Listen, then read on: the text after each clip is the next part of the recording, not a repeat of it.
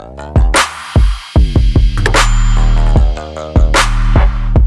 decided this was a good idea? Jessica Jin.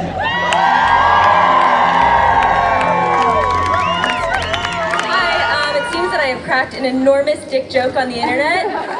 Strap it on, deal with the discomfort, deal with the weird looks, because that's the way people should be treating gun culture in America. So wear it loud, wear it proud, don't apologize for it, and don't take them off until people take their guns home. Does anybody need a vibrator or a zip tie? Grab some more campus carry! We got trucks some more time!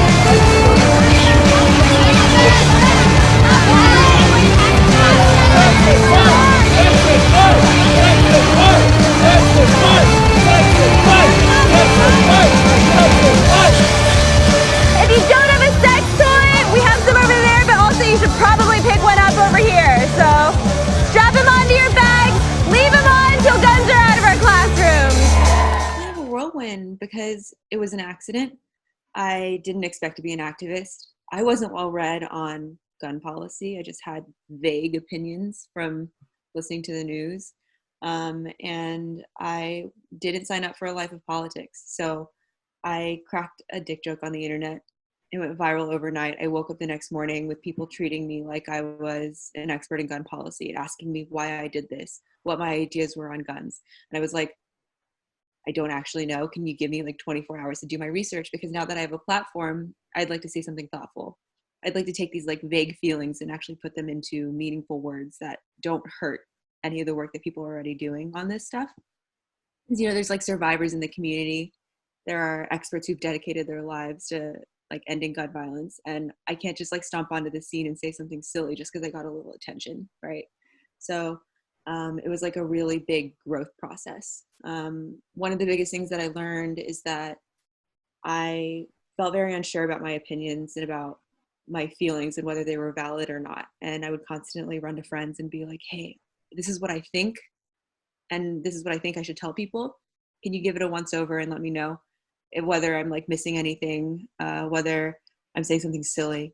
And after a while, they got really tired of it. And they came to me and they were like, Jessica, trust yourself. You're smart. You have like valid feelings. Your observations are correct.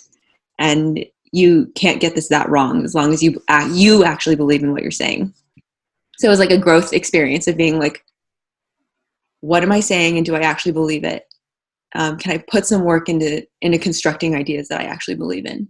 Because it's so easy to avoid those ideas rather than taking time and spending time with them and actually forming beliefs and then being okay with going out in public and sharing them. So yeah, I think it was like a forcing growth moment for me, and I wouldn't trade it for the world. Pundits on the radio talking about how gun violence is just part of our identity now. I went home and I messaged my friends and I said, you know these dildos I heard on the radio today? They were saying that there's nothing we can do about gun violence. That's the stupidest thing I've ever heard. And speaking of dildos, this is puritanical Texas, and I bet you that you can't wave a dildo around in a UT classroom without getting into some sort of trouble. I was very satisfied to see that the UT Code of Conduct says, please refer to the Texas Penal Code. And it says that anything that portrays the human genitalia in turgid form or anything that might offend somebody nearby, that's an obscenity and it's considered a misdemeanor. You know, the devious prankster in me, I was like, I have to point this out to more people because that's too hilarious. I created a Facebook event, shared it with my friends, and woke up the next morning and found that thousands of people had started joining.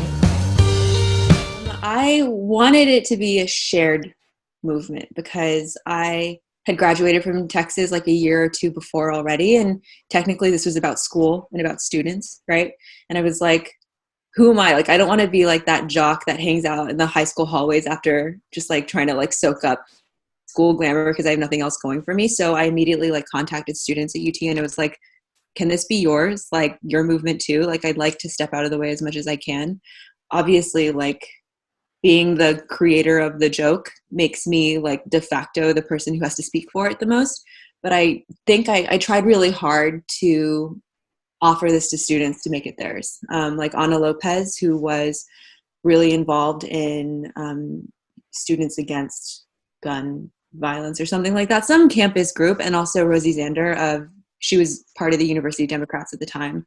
They really stepped up and made this theirs. And on the day of the protest, I was like actually so burnt out, and I had gotten a death threat earlier that day. So I was like, I'd been crying earlier in the day. I was like so tired from the anticipation and the stress and like the logistics that like during the protest, I actually like slunk into the shadows, and I was like, if the press wants to find me, they can find me. But otherwise, like the students are taking this and carrying it. And that's how Rosie, with that big dildo that she had, swinging it over her head, and she had like a career as like cheerleading as a kid. So she was really good at yelling. Like Rosie with a big dick yelling all day in the center of all of it wound up being the face of it. And she wound up getting like a whole lot of hate for it too.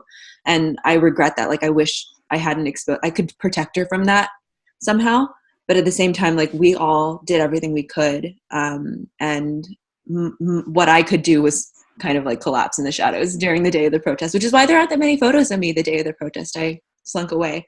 But as an Asian American woman, I think I run into a lot of messiness because when I talk about sex, when I talk about violence, I think there's like stuff concerning like fetishization of Asian women, of like people taking our stereotypes about us being meek or like not having opinions. And I run into a lot of ugliness around that. But I don't know. I grew up on the internet. I'm like used to nonsense. So it's easy to brush off. I grew up in like the dark corners of like all the bad stuff. So I've seen it all before. I didn't expect to not get hate. And it was easy for me to brush it off because I told myself like these gun people, they're like wishing death and wishing harm on me.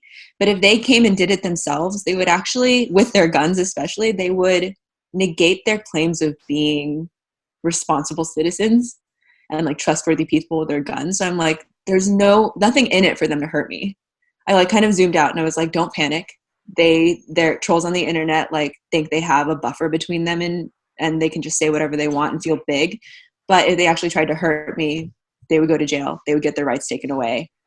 They want to say that like there's no problem with them having guns because they're cool-headed and responsible and like aren't going to freak out and hurt anybody. So like if they hurt me, that would defeat their entire thing, right? I think the vitriol that I got wasn't hurtful coming from people who I expected to be against my ideas. The hurtful stuff that you see me crying a lot over the film is like people in my own community who had like lifted me up, who had supported me, who had said that they were so glad that I was there with them. Like people in the gun violence prevention community who seemed to want to shove me into a box, right? Like I wanted to explore a little bit. I wanted to ask questions, and the fact that they weren't supportive and they were actually really ugly about it. And there's this one comment that you might see in the film where this like one white lady who works on gun violence prevention in Austin was like, oh, you're like the black kid that like a cop gives a basketball to and takes a photo op with. Like you've been used as a prop. And I'm like, that is so fucking racist. And to like hear that from you is so disappointing and ugly. And like the disillusionment and like hurt that came from a community that wanted me to like be their prop, you know? And when they were less than supportive, when I just like had questions and wanted to explore and was a little curious, you know, that was what was hurtful. And dealing with that was also a moment of growth, of being like, it's actually okay to do this. And a lot of times the truth is in between what people say it is, right? There's like, it looks like a really polarized argument and it gets really ugly on the internet. But when you actually go out there and explore, the truth is actually somewhere in between the polarization. It's like not as clean and simple as people want it to be. And when we try to introduce nuance, you know, a lot of people who are in movement work are like, oh, that complicates things. Like people don't get nuance, especially at scale. When you're trying to spread it to a lot of people don't have time for nuance. Like change doesn't have time for nuance. But in terms of like having a sustainable outlook on life, I think you have to make room for the nuance personally. I mean, the captain has to go down with her ship. I want to show that I'm not afraid of this maybe failing if it's not a visible protest or doesn't make an effect or people don't pay attention. I mean, I'm not afraid to take ownership over that, so I'm here for it. And we're gonna try as hard as we can. Strap it on, deal with the discomfort, deal with the weird looks, because that's the way people should be treating gun culture in America. So wear it loud, wear it proud, don't apologize for it, and don't take them off until people take their guns home. My parents were in China at the time. They were visiting family or doing work in China at the time when the news first broke out about the concept going viral. And I didn't tell them. I was like, I don't want to freak them out. But they heard anyway. I don't know how they heard over the Great Firewall of China. I don't know if like family friends like heard about me and then told them, but like they heard about it anyway. And my mom, who is like kind of the stereotypical tiger mom, kind of a problematic term now that we know that like that lady is like supporting right-wing justices, but this stereotypical tiger mom who always never wanted me to break out of boxes when I was like going to study music in school. She was like, please don't, like, please get like a job. And when I wanted to join a startup, she was like, please don't. She wanted me to like go the traditional career routes, get a like entry-level job at a corporation and work there my entire life. And like, so she wouldn't have to worry about me. This mom who never wanted me to take risks. For a second there, she was like, how can you leverage this for your career? And I was like, Mom's not worried about my physical safety, about like my reputation. She's just like, how do I get you into a place where I don't have to worry about you anymore? And that was really funny coming from my mom, but she just wants me to be safe. And that's my dad's priority too. He was just like, don't get yourself killed. Like, stay safe, be smart. And if this isn't good for you or this doesn't serve you anymore, don't be afraid to step away from it.